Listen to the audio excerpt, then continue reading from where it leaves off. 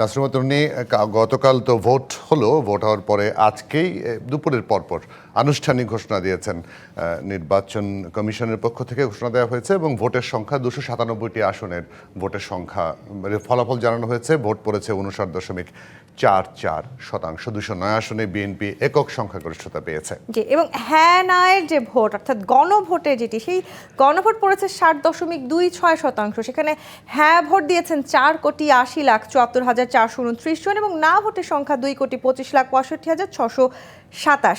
এবং আজকে বিকেলে বৈঠকের পর যে কোনো সময় কিন্তু সেই গেজেট প্রকাশ হতে পারে। আমরা এই বিষয়ক যে প্রতিবেদনটি আছে সেই প্রতিবেদনটি একটু দেখে আসতে চাই।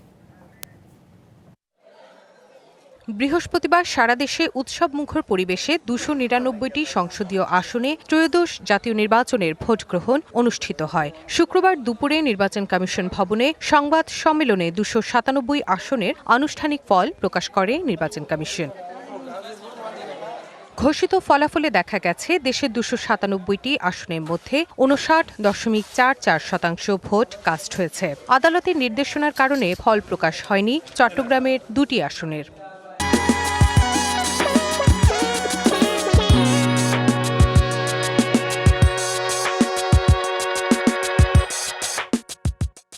এর মধ্যে 209 আসনেই জয়ী হয়েছে বিএনপি, জামায়াত 68 এবং এনসিপি জয়ী হয়েছে 6টি আসনে।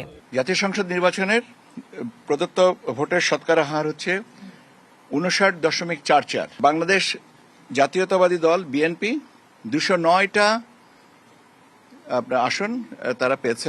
বাংলাদেশ জামায়াতে ইসলামী পেয়েছে 68টা। জাতীয় নাগরিক পার্টি এনসিপি পেয়েছে 6টি। অন্যদিকে গণভোট পড়েছে 60.26%। তার মধ্যে হ্যাঁ ভোট দিয়েছেন 4,80,74,429 জন এবং না ভোটের সংখ্যা 2,25,65,627। পরিবর্তনের পক্ষে হ্যাঁ ভোটে ভোট দিয়েছেন 4,80,74,429 জন, না 2,65,65,627। এর আগে সকালে নির্বাচন ভবনে সংবাদ সম্মেলনে নির্বাচন কমিশনার আবুল ফজল মোহাম্মদ সানাউল্লাহ বলেন, এবারের নির্বাচন গণতান্ত্রিক নবযাত্রা জাতির জন্য একটি গুরুত্বপূর্ণ মাইলফলক হয়ে থাকবে। বিশ্ববাজারে আমাদের বার্গেনিং ক্যাপাসিটি, আমাদের বিনিয়োগ, কর্মসংস্থান হেন কিছু নাই যেটা এই নির্বাচনের সাথে সম্পৃক্ত ছিল না।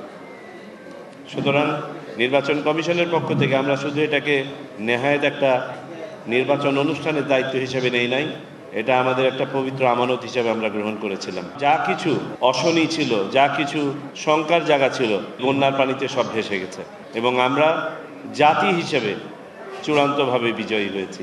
নির্বাচনে ঈদের উৎসবের মতো উৎসাহ এবং স্বতঃস্ফূর্ততায় জনগণ অংশ নিয়েছেন বলেও জানান তিনি। Rifat Tasnuva, DBC news, Dhaka.